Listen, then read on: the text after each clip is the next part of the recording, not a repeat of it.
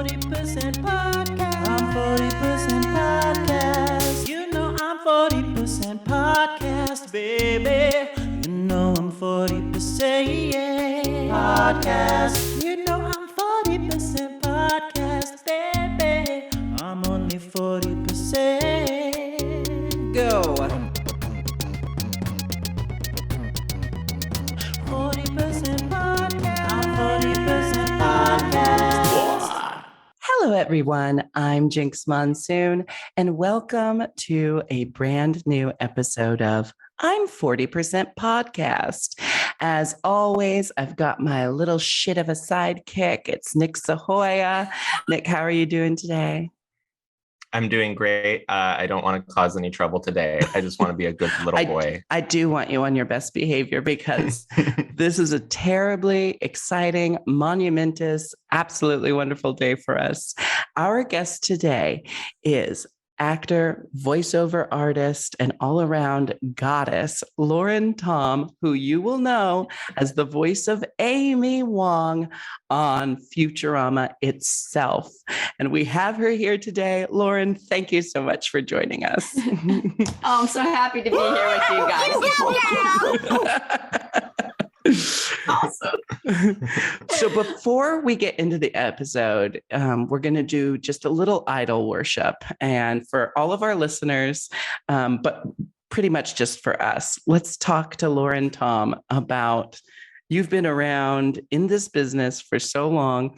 We know your voice from so many different animated shows. But as I was, it's so funny because it's like you watch things throughout the years. And then when you kind of like, when you have an opportunity like this, you kind of revisit that person's body of work. This is the first time I realized that you were Julie on Friends. Oh, yeah. Amazing. Wow. So everyone knows Friends. And if you remember Ross's girlfriend, Julie, that Rachel hated, that was Lauren Tom. And it wasn't your only big live action acting role back in that era of television. But let's start with Friends. Friends. Just Friends. A very popular show. It was. I joined in the second season because it had already taken off. So it was kind of thrilling. I was insanely nervous. And I just remember wearing this micro mini skirt because I wanted to be cute. And they keep the studio like at 50 degrees to keep everyone awake. I was freezing. So I was so nervous. And when I get nervous, really stupid things come out of my mouth. So, I turned to Lisa Kudrow and I said, you don't seem nearly as like ditzy and dumb as, in real life. And I'm like, oh my God, why did I say that? And she just like turned away from me like, yeah, okay, goodbye. But it was really a thrilling experience for me. And I feel like the best part about that show, and it's also, and one of the reasons it's one of my favorite, jobs is just, in my daily life, having young Asian American women come up to me and go, wow, that's kind of the first time I've seen myself on screen there. And I feel like if you can do it, I can do it. And so that just lifted me up and made me feel like, oh, okay, so then I'm not just a bum, like I'm trying to contribute something to the world, and that I'm having some sort of effect. So that was really, really lovely for me. That's so fantastic to hear. And it's one of those moments where it blows my mind that I never realized it. I'm so familiar with your work as a voice actor. But I remember, okay, so this is a slight departure from Friends, but we can always come back to it. But I remember recently in the pandemic, rewatching The Nanny in its entirety. And there is an episode that is what is known as a backdoor pilot. And I only explain that because I never knew what a backdoor pilot. Industry terms. I had to call Nick and ask Nick because he was also watching The Nanny. I was like, what is this episode where the nanny's not even really there, but it's all about a salon? And he explained what a backdoor pilot it was to me. And I remember there was a moment mid-episode, I was like, that voice is so familiar. I know that voice. And I realized it was you in the backdoor pilot episode of The Nanny. I think that you and my mom are the only ones that have ever seen that. And also, I don't really think many people know the phrase backdoor pilot either. I have, but just a quick aside, my friend who's British and a director, wonderful guy. He came through TSA security in LA, and they said, state your purpose of being here. And he said, I'm here to shoot a pilot. Oh no. And they detained him for 3 hours. 3 hours. So most people know that phrase, shoot a pilot. What was it like filming a backdoor pilot? You get one episode of a television show that's already popular, but it might go on to become a whole series in itself. And as you were speaking about representation, what I really noticed for myself in that episode is that it had, I don't know the actor's name, but he ends up playing Gil Chesterton on Frasier. And he played a fairly flamboyant, gay male in the salon for your episode. And I was like, wow, like The Nanny was like showcasing queer characters at a very early time in television as well. And we know now, looking back on The Nanny, that the co-producer and Fran Drescher's husband at the time was a gay man. Yes. So I have to just imagine how he must have been obsessed with the same things as me, because we got Fran Drescher, we got Lauren Tom, we've got queer representation. What was that experience like for you? It was so long ago that I have very vague memories, of course, because but Fran Drescher was just so lovely to work with. And, that network, I think it was CBS, had given me a deal to create a pilot for myself. Ooh. And so, and so they liked this idea of The Nanny. And then I was going to do that little Asian accent I do. And of course, you could never do that today. I would be killed for that. But anyway, they decided that the whole, like the way that Fran talks like that, was a better way to go. Mm-hmm. And so she got that storyline, and then they wrote me a new storyline. And I was like, I think the head of a catering business or something. And that kind of took off, and mine did not. But I also feel like it's because, folks weren't really ready for an Asian sitcom, like a sitcom starring an Asian person yet. Like, I think the first one was Margaret Cho when she did All American Girl, and that was a decade later. So, But it still doesn't really happen enough, I wish there was more of that. Yeah, little by little. I mean, all of the communities that are sort of marginalized, we just make little tiny steps, and I always try to focus on the positive instead of, like, for example, when Margaret's show came out, the Asian community kept nitpicking everything that was not correct about it. Like, people don't eat sticky rice. That's Japanese. That's not Korean. And it's sort of like, I felt like it would be better for the community to just go, hey, you know what? There's a sitcom on network TV that is an all Asian cast. Let's just focus on that and then not be so negative, because it's like these, right? I don't know. And because you kind of got to get your own community behind something in order for there to be more projects like that, I feel like. Absolutely. And, I watched as a teenage drag queen, I was obsessed with Margaret Cho's stand-up specials. And she talks a lot about the pressures that were put on her. You're talking about some of the pressure from the Asian communities, but then she had so much pressure on her image as a woman being put on her by the producers, and just what an impossible. So not her. Yeah. What an impossible feat for that time. Exactly. Yeah. I really, we bonded over that, actually, because I really felt so much compassion for her for that, anyway. I am wildly in love with the show King of the Hill. which almost no one else in my communities have watched as much King of the Hill as I have. But I feel I relate to it because of my grandfather reminds me so much of Hank Hill. You also voiced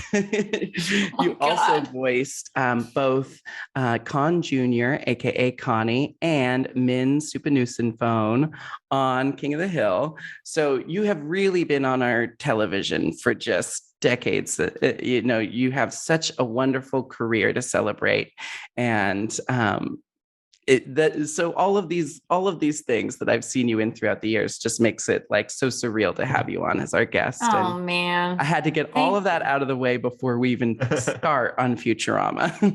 Thank you so much. I really appreciate all of that support. It just is lifting me up, and yeah, you're making my day. Thank you. I'm glad to hear that. Yeah, I love King of the Hill too. I love just the vibe of like sort of misfit kids in the suburbs, which, Bobby and Connie especially were. And it just, I don't know, when I was a kid living in the suburbs, even though I was in Washington and that show's set in Texas, there's just kind of this universal malaise of like feeling a little like a big fish in a small pond. And I really feel like Connie captured that. Oh, thank you so much.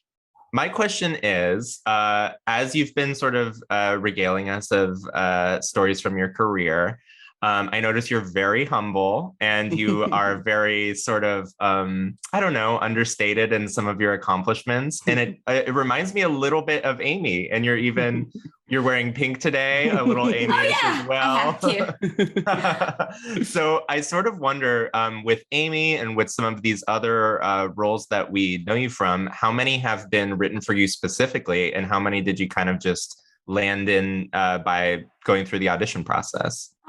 So I'm at a point in my career now where I'd say I get like 60% straight offers, which is like, I pretty That's much great. 95% will say yes if someone just offers it to me, because I hate auditioning so much. I mean, it was such a learning curve for me to learn how to self-tape and with the lighting and the camera. And it was great because my anxiety level was dialed down from, not having to go in person and nail it in that 1 minute I had. But on the other hand, it's really hard for me to stay in the moment of a character when I'm worried about all the other things, the elements going on. And so I still have to audition with that other 40%, and I'm trying to I need an attitude adjustment. I really do. Well, I was going to ask, what's your star sign? Leo. But everything is in my 12th house, Jinkx. Okay. Like all of my planets are in the 12th house. So I have like my moon is in Leo also, and my rising is Virgo. There it is. I was waiting for you to say Virgo. I knew it was in there somewhere because so many things. I'm a Virgo and my rising is actually Leo, but everything that you're saying, I'm like, okay, the way she's talking about auditioning, the way she's talking about, like when you get nervous, you just start saying things. Oh my God, I want to like grab the words back. Yeah, I mean, the amount of times I've wished I could suck a sentence back into my mouth before anyone else could hear it. Like, here's a classic thing, and it's so like Amy as well. Someone said their birthday was October 31st, and I said, "Oh, does it fall on Halloween every year?" I mean, like, what the hell? Like, stop talking. Well, now that we've done an appropriate amount of gushing, let's get into Futurama. Futurama, as I've mentioned before we started recording, this is one of mine and Nick's favorite shows. We've watched every episode like 4 or 5 times at least.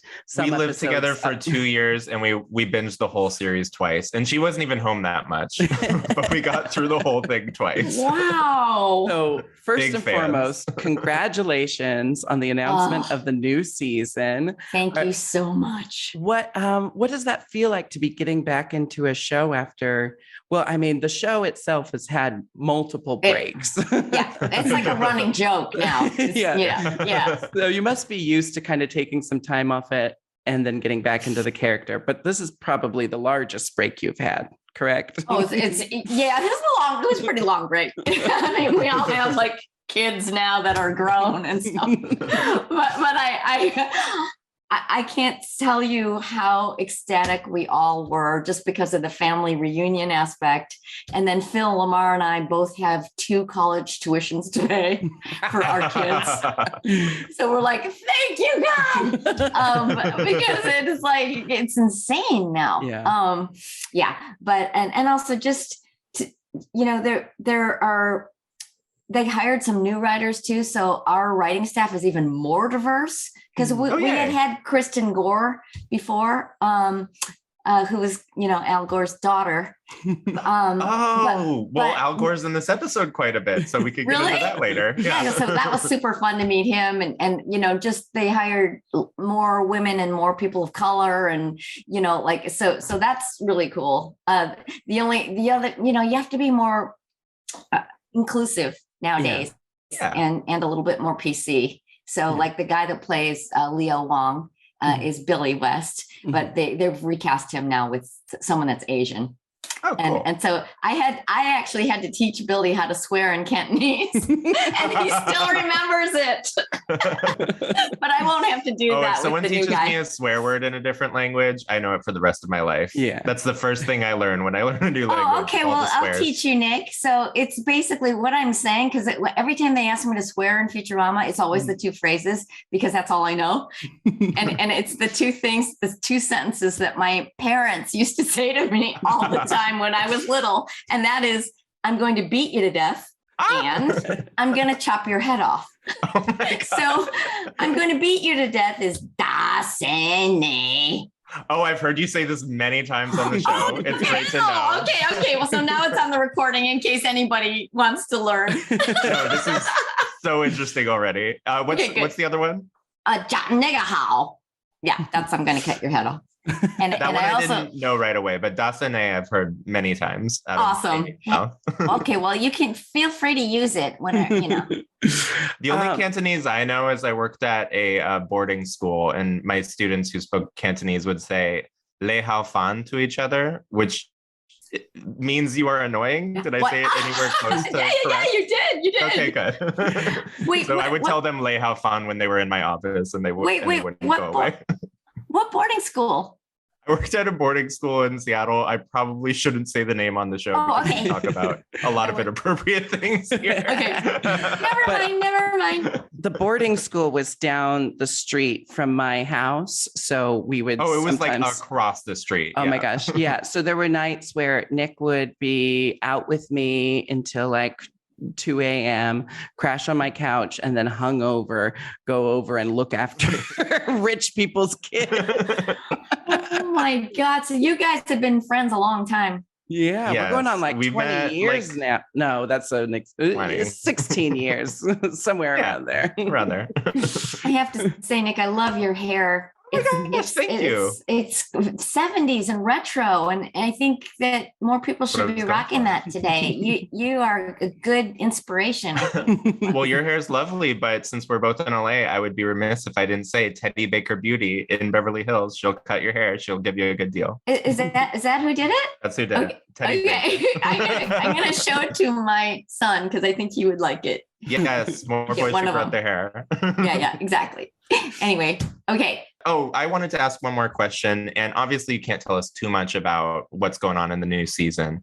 But I remember when it came back for the first time after the movies, when it came back to Comedy Central, all of a sudden there were episodes about iPhones and social media and things that sort of weren't around as much in the early 2000s when Futurama started. Obviously, you can't tell us specifically what's going to happen. No, I mean, we're owned by Disney now, so I'm not guessing anything. But are you able to say, can we expect some new exciting topics like that to be broached on by Futurama? Oh, God, yeah, absolutely. Yeah, they love being very current with everything that's going on. So we've probably recorded about like 5 or 6 episodes already. Wow, and so it's really fun to see everybody. And absolutely, yes, I think I can say that. Yeah, I think you can say it's for fun. Sure. But really, really fun new little ideas that they've had for our characters that are taking them in slightly different directions, which is just great. Cool. Yeah. So but I can't really say anything. Well, we're all excited to see what new futuristic slang Amy says. That's one of the best parts of Amy's character. Amy slang. Spleesh, Leela. That's what I usually write on my autographs. Yeah. So today's episode, it is the season 2 finale, and that's why we are so excited to be joined from an actual voice actor on Futurama. But today's episode is the first of a handful of anthology episodes. And this is called the Anthology of Interest with the What If Machine. And the What If Machine has a recurring role in future episodes of Futurama. But this is our first introduction to the What If Machine. Nick, why don't you start us off with the top of the episode? What's the chyron for this episode? Well, first of all, I'll say there's no cold open. I feel like we should say that. The chyron is painstakingly drawn before a live audience. I think this is a perfect chyron. This is 5 out of 5 chyrons. Yeah, I'll give it 5 out of 5 chyrons as well. Would you like to give it a ranking, Lauren? We always give the chyrons a ranking from 0 to 5 chyrons. I have no clue. I'm gonna go with you on this one. 5 out of 5. Cool. 5s across the board. Okay, good. The professor says good news, as he often does, and he's invented the Finglonger. I remember that. It's a device for turning things on across the room, which is, of course, silly because remote controls exist. And he uses like one of those pool thingies to poke a button on a machine, which we find out is the What If machine. Now, I would love a Finglonger. And I actually think, we're seeing its practical use in everyday life. But I also think if the Finglonger existed in our world, it would be a #1 selling sex toy. Awesome. I didn't think of that. Yeah, you could go to Lover's Package. You could get a Finglonger Deluxe, which is 2 fingers, or maybe a Fistlonger. Fistlonger is a really good invention. The button is on a What If machine, which is it kind of looks like a TV, but it's like gold and fancy. And the professor explains that when you ask the What If machine a question, you see a video representation of what the world would be like if that were true. And cool. I think I just want to go around the room and say, if you had a What If machine, what question would you ask it? Oh, where do we go after we die? So I think you have to phrase it as a what if question, Lauren. So I think you would have to say, what if I died? Oh, okay, right. What if I died? Here's for me, as a highly anxious person with many OCD tendencies, I'm kind of glad the What If machine doesn't exist, because I don't think I'd actually end up doing anything. I think I would just watch it all day. I'd just be stuck at home asking multiple what if questions until the day is done. And then I'd never actually get anything done. So it's good for me that it doesn't exist, because it forces me to live my life. But if I had it, I don't know, I'd probably I'd be stuck at home. I totally relate, though, because I'm sort of an alarmist too, and I'm like a nervous Nelly, like thinking about all the things that could go wrong, especially when you have kids. I mean, yeah. And then I relate to that. Furthermore, if I did have a what if machine, I'd probably do whatever I decide to do, but then sit around asking it, what if I had done the other thing?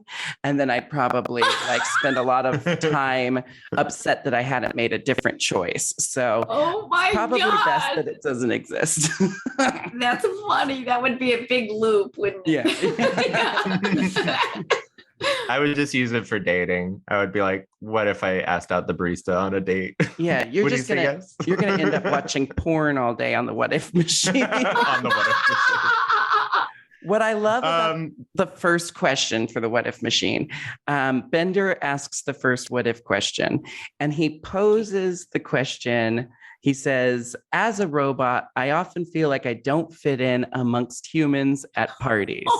So I want to know, what if I were 50 feet or 500 feet tall? Okay, now 500 feet tall. What's crazy about this is in a future What If episode, Bender does ask, what if he were a human? Yes. But they set it up now like that. That's why when I watch the show out of order, I always get confused which what if episode it's going to be, because both episodes start with Bender talking about being a human, but one of them he asks, what if I were 500 feet tall? This makes me wonder, did they know ahead of time there was going to be multiple what if episodes, or if they were just kind of giving us a red herring before? Is it red herring or red herring? Herring. I think that well, you guys know, right, that almost all the writers went to Harvard, right? So they're like insane brainiacs, and I have a feeling that I don't know for certain, but I have a feeling that they map out all of the episodes ahead of time. Yeah. And then they assign who's going to write it.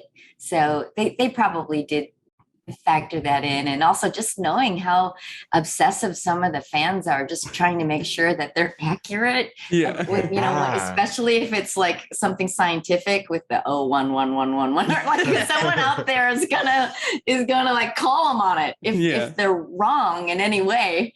But these guys are like so crazy smart that they'll like David X. Cohen has a weekly math club where they just get together and solve problems. I can't think of anything I'd like to do less than participating in a weekly math club. Yes, we know that they do a lot of pre-planning, and that all can be that's all evident in Nibbler's shadow in the very first episode. So I assume that this was kind of an inside joke, knowing that a future What If episode was going to have Bender as a human. But I really do love that setup. And then we go straight into Bender being built by many smaller Benders on what we can only presume is a Bender planet. Yes, I forgot that he's from a Bender planet, because at the end of being built, he rockets off the planet with a rocket in his butt and he flies to Earth. While Iron Man plays. And from that point on, from that point on, this vignette is a spoof of the film The Iron Giant. Was that film already out yet? Where that kid finds that giant alien robot? I don't remember. Vin Diesel. Did you know Vin Diesel is the robot? I really? No. Good idea, no. Yeah, he's Groot and he's the Iron Giant. You should hang out with him at like the voice actor clubs that we know you all hang out at. Oh yeah, no. Yes, Bender crashes into Earth, and we see that Fry is oh so lonely without Bender. He's not happy without Bender. But luckily, while he's feeding a duck and getting bit by it, Bender crashes into Earth and they become friends. And they have a montage in the park where they listen to Bop. Well, okay. Oh my God. Before the montage, Bender introduces himself as, I'm a big robot and I need a big cereal, to which Fry says, you too? So has Lonely Fry just been waiting for someone else who also desires a big cereal? Also, is this a reference? Is this a commercial that I don't remember? I think it's just a trope from mean old anything to you, cereal Lauren? Commercials. I know nothing.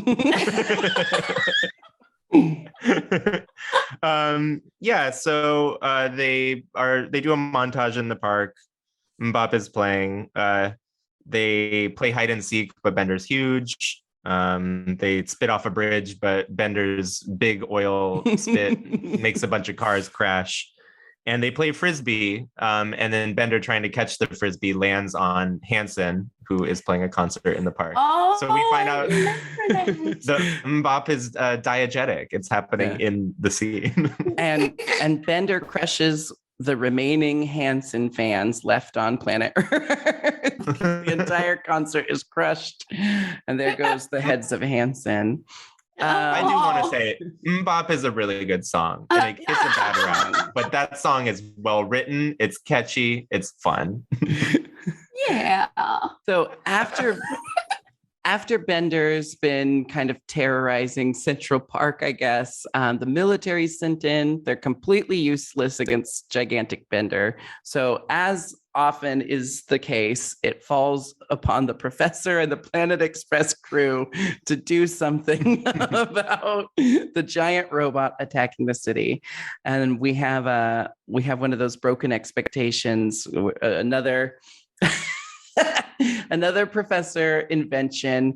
What's it called? His invention that makes things just bigger. An enlarging ray. And he says, but we're going to need a guinea pig. And then we see a guinea pig, but the guinea pig is just bait for Professor Zoidberg. And they make Zoidberg huge, and then it becomes a big Godzilla fight. Oh, yeah. But first, do you like these movies where the monsters crush the cities, Lauren? You ever watch a Godzilla? Oh, once in a while, if my kids want to watch that, like I sometimes we watch really bad movies just for fun, like Pacific Rim. Yes, that's fully a Godzilla movie. Yeah. I just get stressed out. Did they enjoy the sequel, Pacific Rim 2? Yeah, absolutely. And it was so surprising too, because Guillermo is usually so spot on. Like, I don't know what happened there. But hot take. I get stressed out when I see a city destroyed because all I can think is, who's going to fix it? This is going to cost millions in tax dollars to repair all of this. But what I love is Zoidberg is made gigantic, and they think Zoidberg's going to go take care of Bender right away. But first, Zoidberg has to work out his demons and get revenge on everyone who's ever wronged him. So Zoidberg first attacks Chase Manhattan for not approving his credit card, and then attacks the Apollo Theater for booing him off stage at open mic night. What was Bender doing at the Apollo Theater? They don't have an open mic night at the Apollo. I want to say that right now. There's no way a 700, like multi-thousand seat theater is going to have an open mic night that Zoidberg can join. Well, I'm just saying Zoidberg should have known that the Apollo Theater is not for him to perform. Yeah, it's not really his demo. So yeah, they get into a pretty big fight there. Bender solves the fight by getting a big stadium, filling it with water, and then boiling it with his fire breath. And then he puts Zoidberg in there and boils him like a lobster. Oh my God. What a fate. Zoidberg, however, hops back out, now like even redder and angrier, and chops off Bender's feet at the ankles. Bender falls backwards without his foot cups and lands on the Empire State Building, which impales him. And in this iteration of Bender, that's all it takes to kill him, because we know that we know that Bender's he's gotten holes in him before, and he was fine. Yeah. I guess whatever suits the episode. Yes. Well, also it's in the what if machine. So if he was really big, then getting impaled would kill him. That's true. So as soon as Bender is laying there dying, the same humans who were just being terrorized by him and wanted him defeated now immediately feel remorse, and they're immediately starting to feel bad for this robot. And Bender has a wonderful monologue saying, "I came here with a dream of killing all humans. Is this how it must end? I ask you, who's the real 7 billion ton robot monster here? Not I." Oh my God. People are very touched and moved by Bender's. I'm impressed that you remembered that whole speech. Oh, well, I do have my notes here. Don't worry. Oh, you can't see. Okay. Oh, yeah, we're not that out of control. Okay. However, we need some visual cues. However, this whole podcast started because Nick and I would just sit around saying quotes back and forth to each other. So we do have many quotes memorized, but we take notes for the episode to get it word perfect. So don't worry that we're not idiot savants who know everything about drama just off the top of our heads. Yeah, when she was on tour, and if we were watching Futurama separately, a funny joke would come up, and I would just text the whole thing to her, and then she would text me back another funny joke, maybe from the episode that she had watched that day. Oh man, that's awfully cute. I love that you bonding over this. Like you bond over lots of other things, I'm sure. No, just this. This is it. This is the only thing we really like. So as far as the three vignette setup, I think 500-foot tall Bender is a good introduction to the What If Machine, but not my favorite of the three. We're about to get into my favorite of the three, which is Impulsive Leela. Impulsive Leela. Yeah, Leela has to be coaxed into asking a what if question because she's so unimpulsive that she won't even ask the question. But then she's inspired by Fry eating cereal off of his head. My favorite part of the Fry eating cereal off his head bit is Bender cheering him on. Go, man, go. Go, man, go. And when Leela's like kind of, Leela's coaxed into it a little bit, seeing Fry eat the cereal off his head. But then she's having a moment of doubt. But then she looks over and he's slicing bananas on top now. So she realizes she's got to take this opportunity to be a little bit more impulsive. And she asks the What If Machine, what if I were a little bit more impulsive? Just a little bit, not too much. Yes. And we find out that when she is more impulsive, she gets a boot with a green stripe on it. Wish that they had asked me that question so that I could have said the where question. And then they could have put that in for Amy. No, Amy, it needs to be phrased as a what if. Well, I mean, Anyway. Fry does struggle to ask a question in the what if format later. Okay. He said he doesn't ask it as a what if question, and the professor really has to walk him through it. Oh, okay, then they got it in there. So That's why, yeah. Yeah, we know that Fry and Leela have some overlap because we've already reviewed the episode where Fry and Leela dated. No, sorry, Fry and Amy. Sorry, Yeah, Fry and yeah, Amy. absolutely. I said Amy and Leela. I said Amy and Leela on accident, which I do want to see. Oh yeah, maybe. No, that was.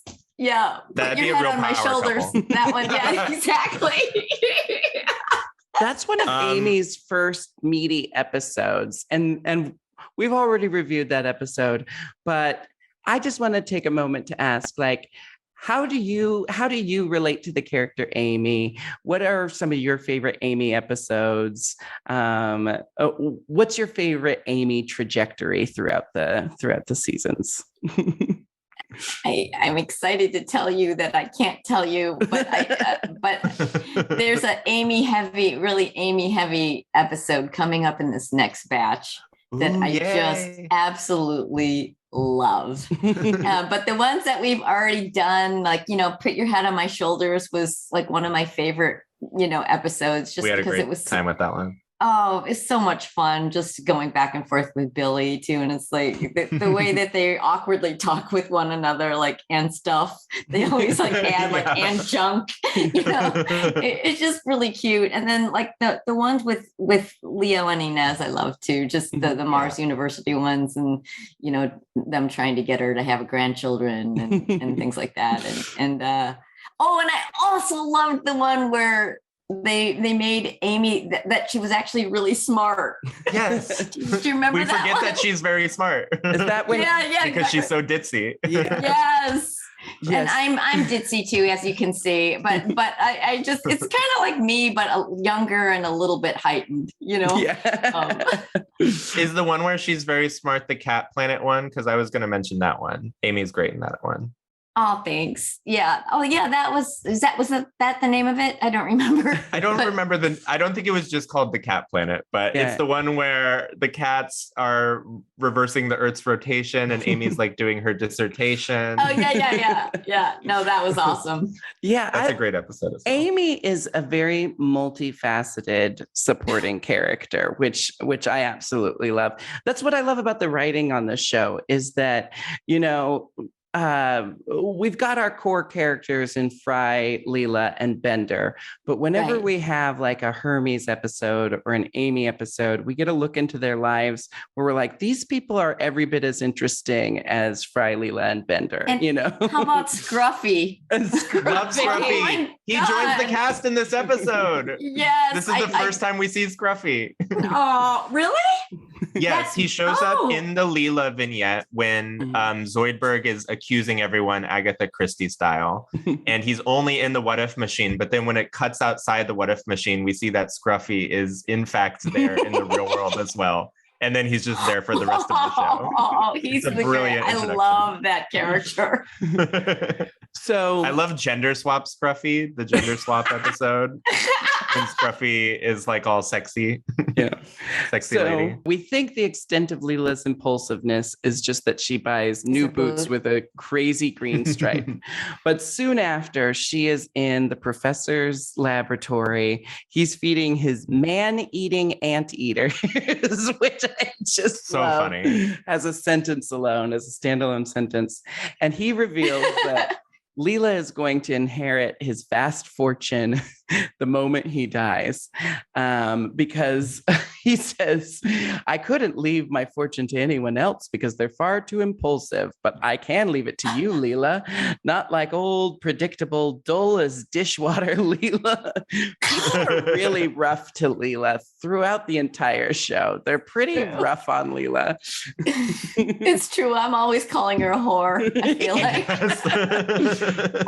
The Amy Leela dynamic is one of my favorite things about the show because, we spend a lot of time with Fry and Bender and there's not that I mind it, they're hilarious, but there's like a lot of boy talk.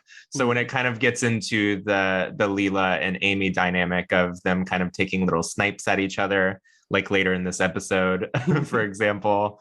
Yeah, it's fun. Did you know that originally, Amy was supposed to be really tough and a car mechanic, and they had me drawn in a jumpsuit. and then Leela was the girlier one who loved boys. And then when they met me, because Leela, Katie came on later, and they actually, because Matt said, I don't really know what we're gonna do, but I've got to get you in the show somehow because of your laugh.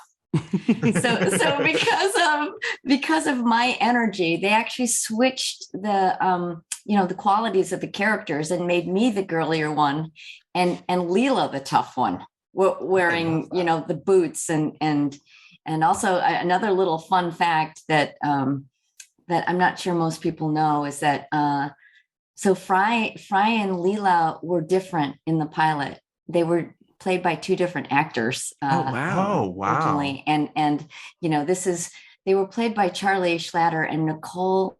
I can't remember her last name, but they're wonderful actors. And honestly, anyone that's ever worth their salt has been fired at some point in their career. So this is nothing against them at all. I was fired from a Buffalo Exchange once, so I can relate. But this is the cringe-worthy, heartbreaking aspect of this story that Charlie called Nicole and said, oh my God, they've fired me. And then Nicole goes, oh wait, hang on, I'm getting a call. Oh no.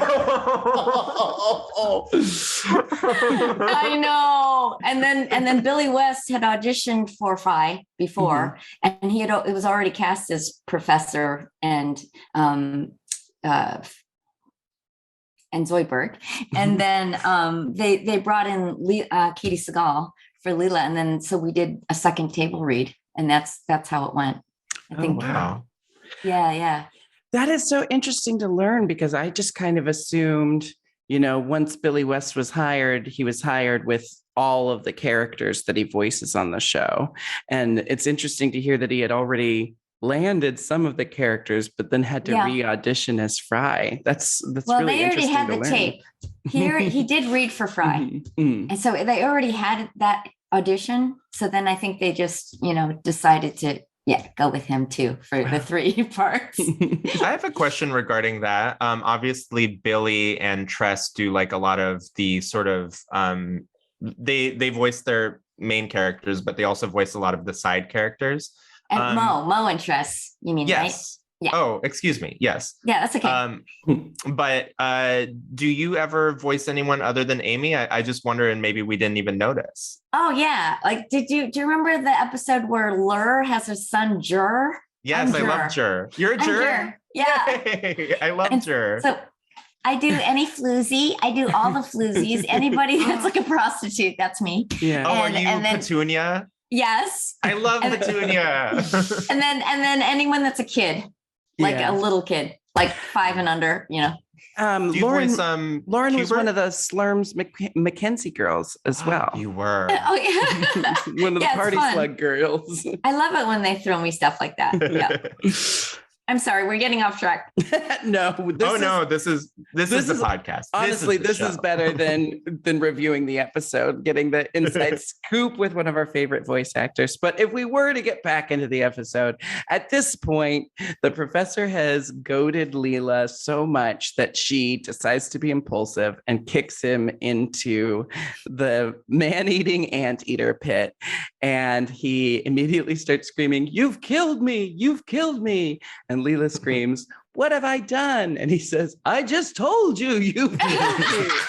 And seconds later, he is reduced to bones. And I love the bit of the one anteater coughing his glasses back up perfectly onto it. Oh my God, that's awesome. Yes, and they are investigating the death of the professor, and Zoidberg right away takes this Poirot, Agatha Christie role and decides he's going to solve the murder.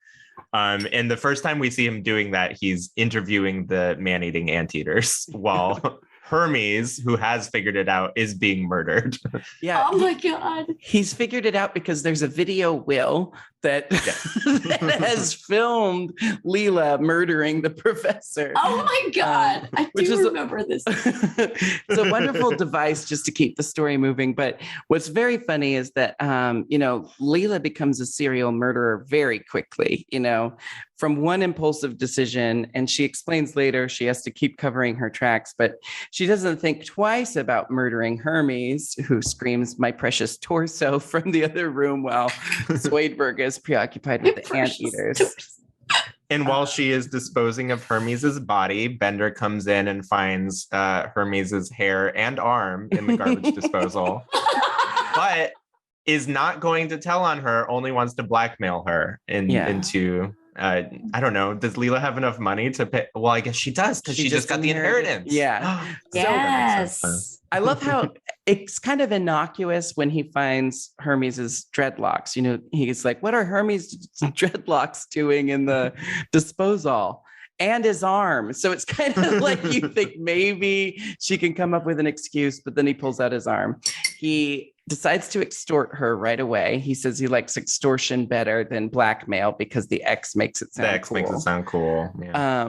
Leela uses a broken microwave and the radiation to just obliterate Bender within seconds, and then uses the pieces of his body to build herself a tiny little car to drive around in. Then she drives and then we finally get our Amy. Amy is not in this episode very much, so I'm I'm actually glad we're talking about other things more than the episode. But this is a great Amy moment where Leela comes in and she has just sworn no more killing. Next time you feel like killing someone, have a stick of gum. And she comes in the Bender go-kart, and Amy says, "What a cool, sexy go-kart, totally unlike you." And this is sort of that Amy-Leela dynamic that we were just talking about. Absolutely. And Leela asks Amy if she has any gum. Aww. And Amy does not. And you give a blood-curdling scream as she comes at you, which really took me there. Yeah. Actually, it's a kind of a running joke that every time I'm asked to scream, everyone prepares himself.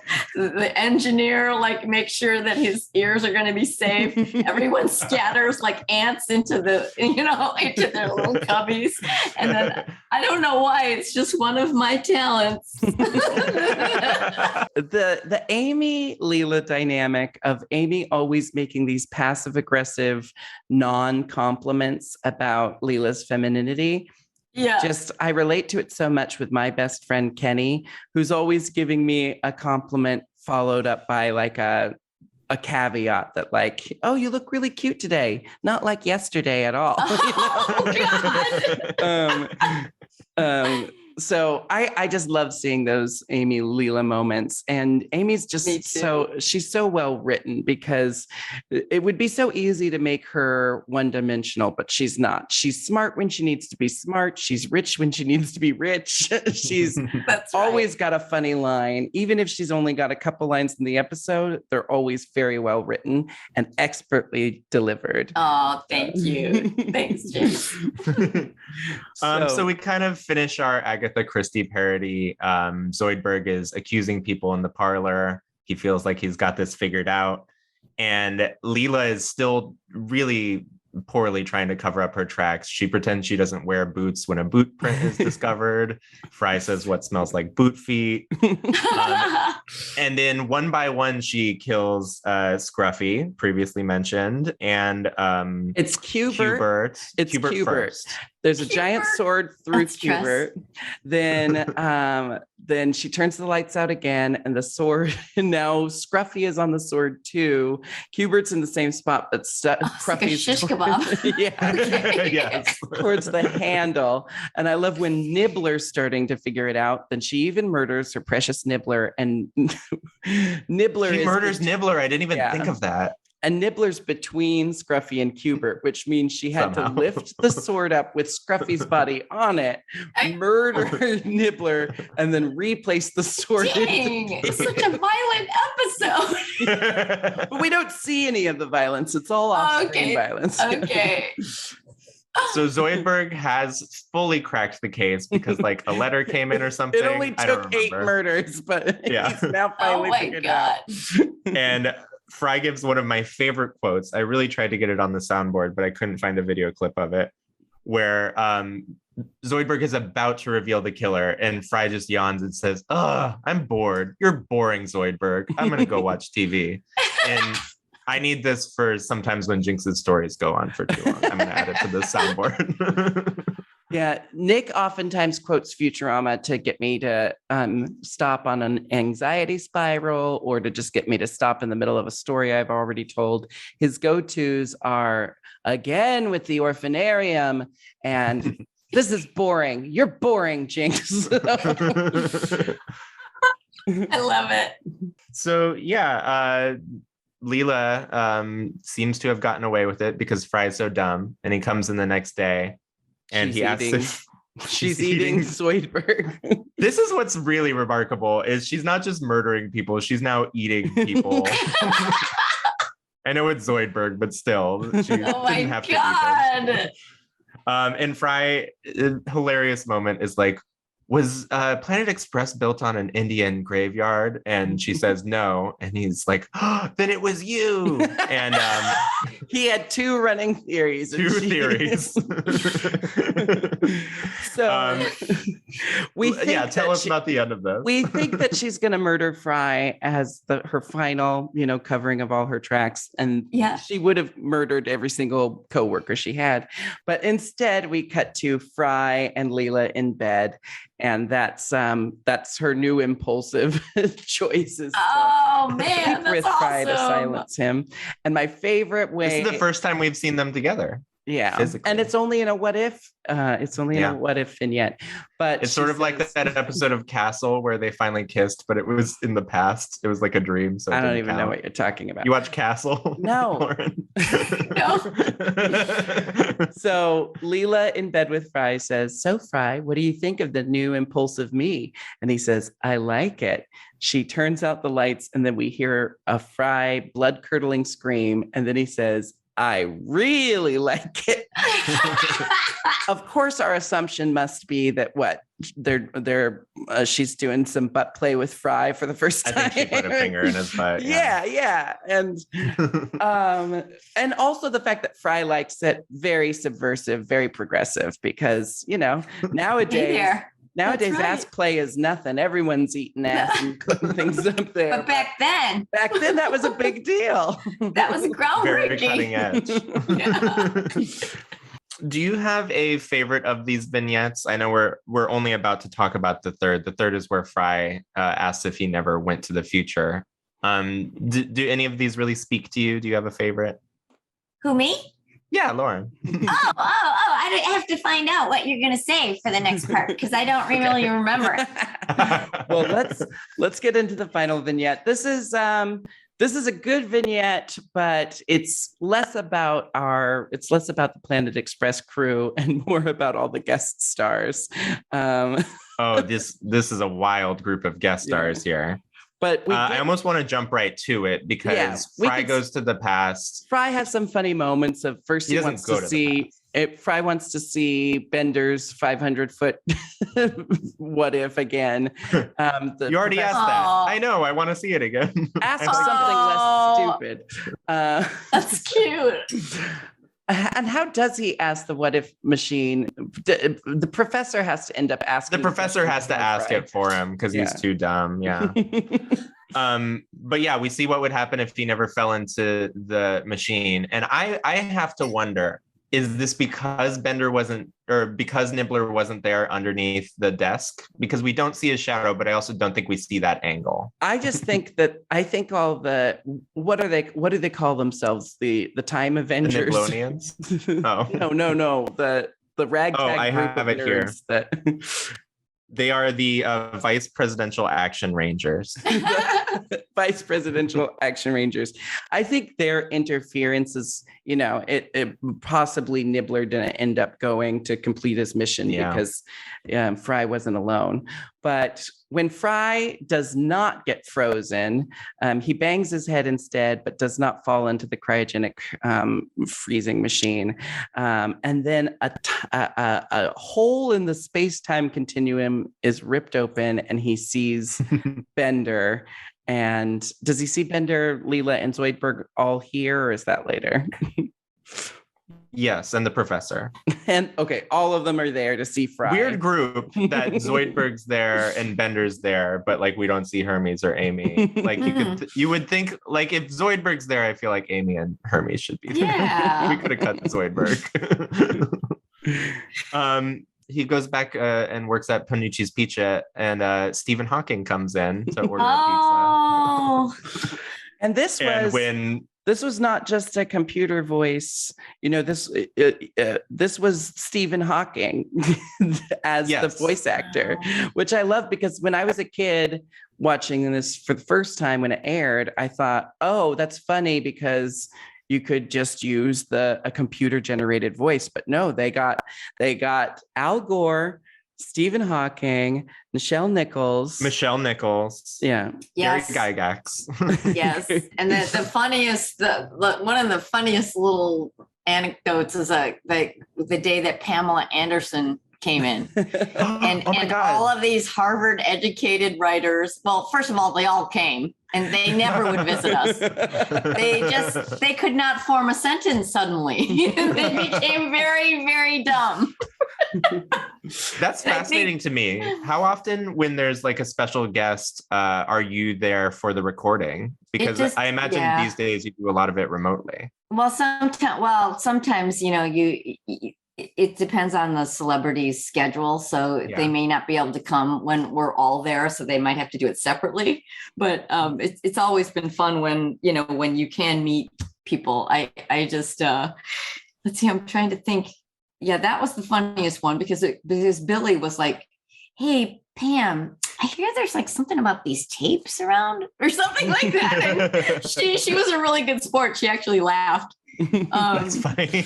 But I think I got to meet more celebrities in person on King of the Hill because do you have a favorite celebrity you've gotten to meet from doing voice acting? Tom Petty, Well, I you mean, Brad Pitt came in and Tom Petty would come in a lot because he was lucky on King of the Hill. said? Oh. And yeah. And my mom got to meet him too. And she was like, she just embarrassed me so much. We were in the elevator, just me and Brad Pitt and my mother. And my mother just, it was like silent, right? And we were going up 4 floors and then, so for a few minutes we were just riding. And then my mom literally lurched for Brad Pitt's hand, grabbed it and shook it and said, "Hi, I'm Nancy Tom from Chicago." And he's like, "Okay, nice to meet you." And then we had to just ride up in silence for the rest of the floors. It was just like the worst. Anyway,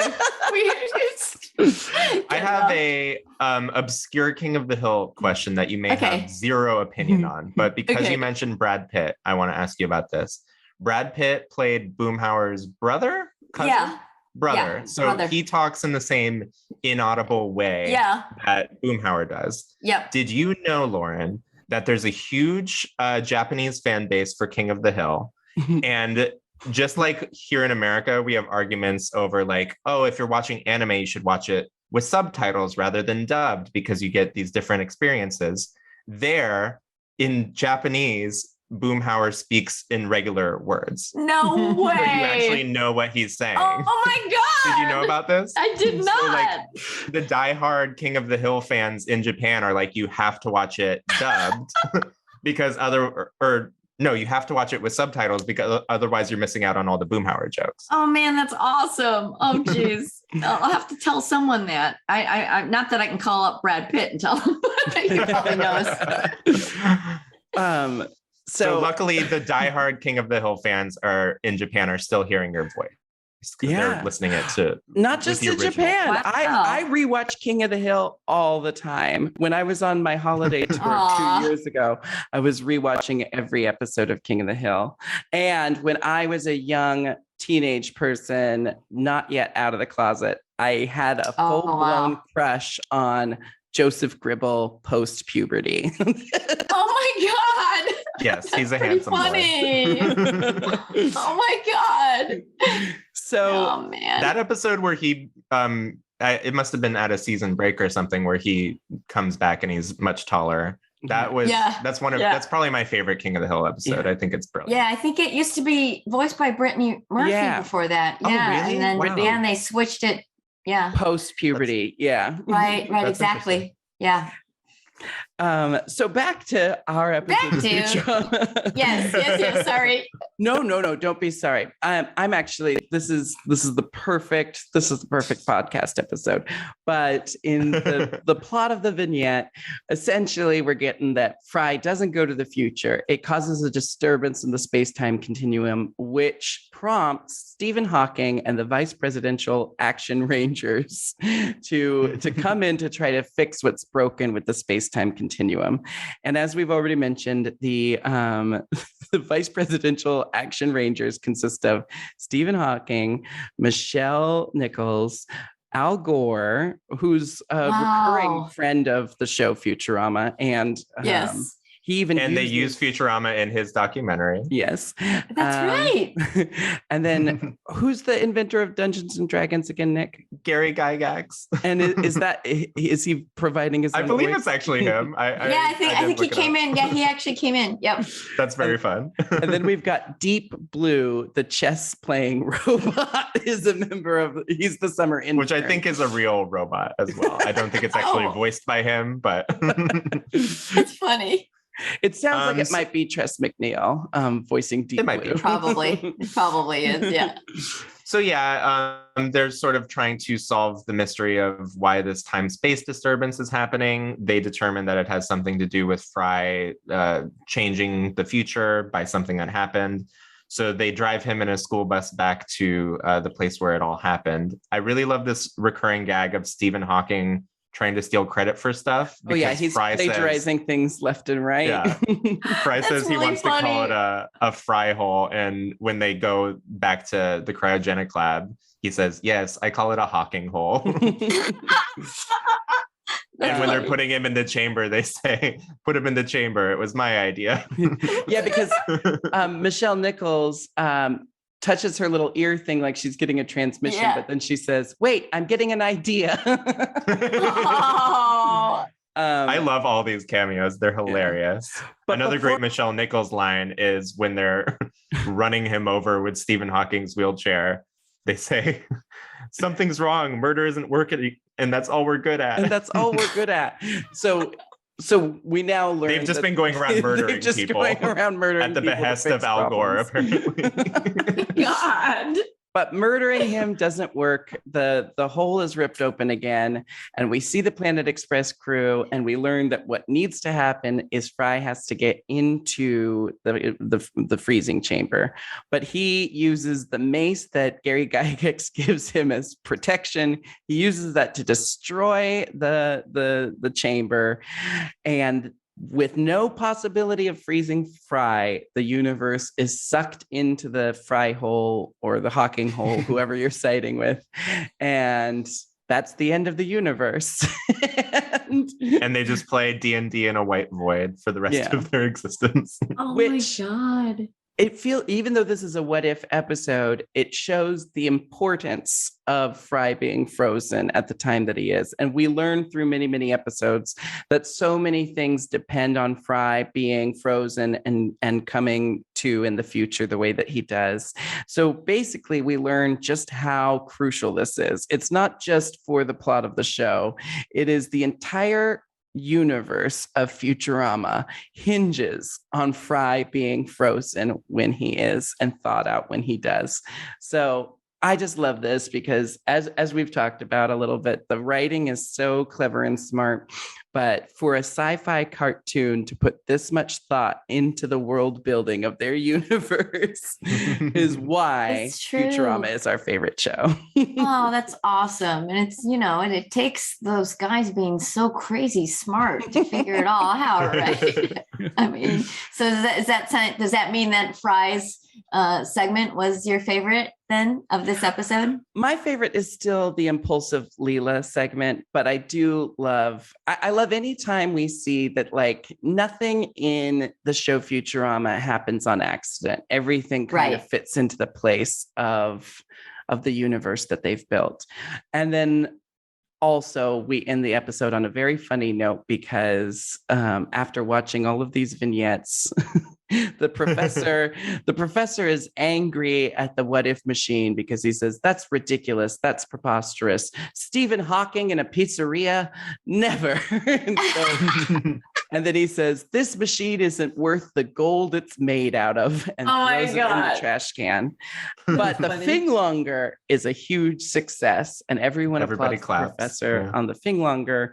But then we get the reveal that none of what we've just watched has actually just happened, because it was actually just the professor alone in a room with the what if machine, and he had asked the question, what if I invented the Finglonger? Oh, so the very sweet episode. I love that. So this is such a great episode for the writing, for the world building, and then also the comedy of everything. And it's just it's a perfect example of why Futurama is so much fun. But honestly, as fun as these vignettes are, it's been more fun to talk to you, Lauren, about all the behind the scenes stuff, get your hot takes on all of these things. And we always close out our episode by asking these compulsory questions, and I'm so excited. The first question. Hey, let me ask you something. The first Bender question did say axe in this episode. We were wondering if that stayed consistent. But it does stay consistent. Except then seconds later, Leela says the word ask. So it's kind of just when they remember it. Yeah, she does. Okay. I made a note of it. But anyway, Lauren, Tom, of all of the Futurama characters, I can't believe we're asking any episode, who do you most relate to? And do not feel pressured to say Amy, but it's totally fine if it is Amy. Who do I most relate to? Scruffy.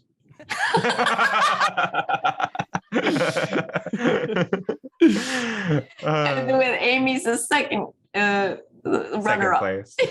Runner up to Scruffy.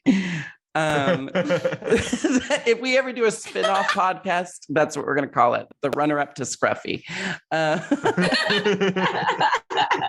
Our next No, question, I mean, yeah, I guess it. Go ahead. Oh, no. Our next question for you is, of all the Futurama characters, who would you do? Oh my God. I actually think that they paired me with everyone. Everyone. It's true. You've been with Even Bender. Yeah. I mean, how does that work? Right? Like, maybe I haven't done it with Nibbler yet. I think that's the only one left. Yeah. But hey, you know what? We'll look forward to that in the reboot. Go ahead. That'll be a good episode. What, Well, Jinkx? there's the alternate universe episode when they're going to all the different alternate universes and In the boxes. in the weird like 70s free love alternate universe, it seems like the professor and Amy are shacking up. So Oh no. Okay. Oh dear. So wait, so she hasn't done it with Nibbler yet. But I actually, yeah. has she ever done it with Hermes? I don't think so. Oh guess yeah, not. maybe not. But he's married. Yeah. He's Yeah. married. I actually love the storyline of Amy and Kif though, because that has so much heart in it. Mhm, mhm. So I think that would be but that wasn't the question, was it? Who would you, Lauren, Tom, who would you do? And we Leela. Yay! We haven't done it. They never even did that either. Yeah. Leela is the trade of Futurama. I can't tell you how many of our guests say that they would do Leela. Men, Leela? women, queer people, straight people. Everyone wants to have sex with Leela. And to me, that makes perfect sense. Yeah. I mean, like the one eye. Come on. Our final question, I don't think it doesn't feel worth asking you. What? Because you're going to be working on the new season, but we typically ask all of our guests now that we've ignited this conversation with you over this episode of Futurama, will you yourself go watch more Futurama from this day forth? Oh, I have a habit of not watching pretty much anything I do because, Probably healthy. yeah, I mean, it just makes me more self-conscious. And especially if it's an on-camera job, that's excruciating. Well, there's that Virgo rising in you there. Yeah. I just pick apart everything that's wrong, and instead of just embracing myself with love, it kind of goes south really quickly.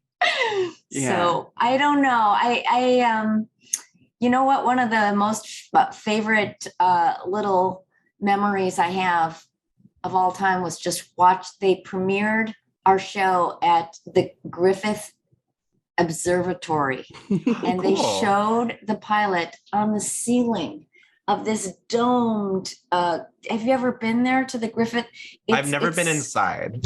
It's incredible. You have to go there, and it's like where Jinkx is right now, and just in the planets. It's so freaking magical, and that was like, if they had something like that, it would be so amazing. But that's usually when I tend to watch the episodes, when I'm forced to.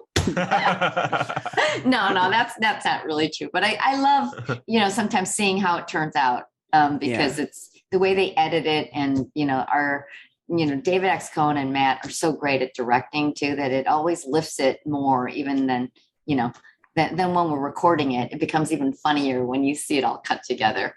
So, but I don't usually watch all of them. That's why I don't really know, I couldn't really answer too many. You remembered quite a bit of it. You gave us everything, Okay. More than we could have ever hoped for.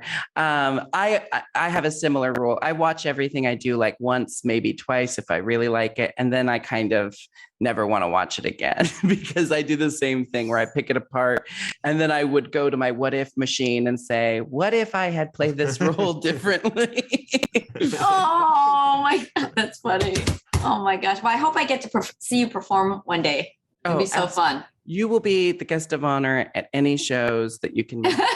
Okay. And I do have a humble request, and that's when you're next in the recording studio with your Futurama family, please let them know just how beloved the entire cast is by these two queer weirdos. And I gotta say, when we started this podcast, we were so certain that this was like such a niche idea to do a queer lensed review of Futurama.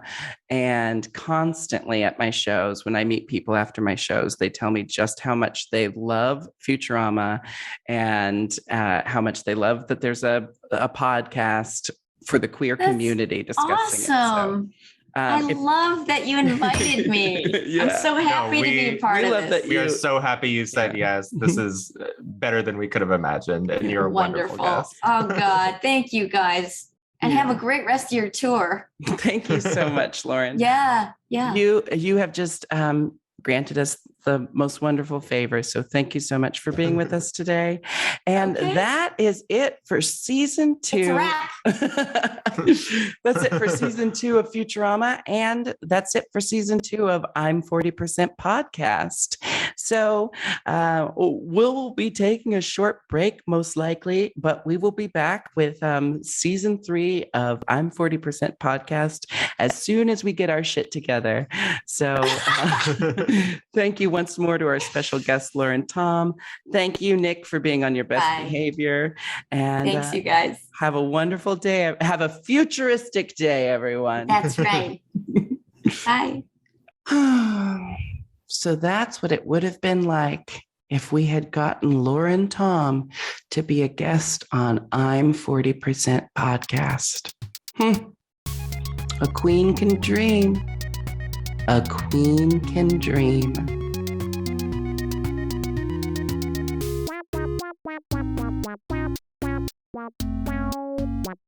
Wow.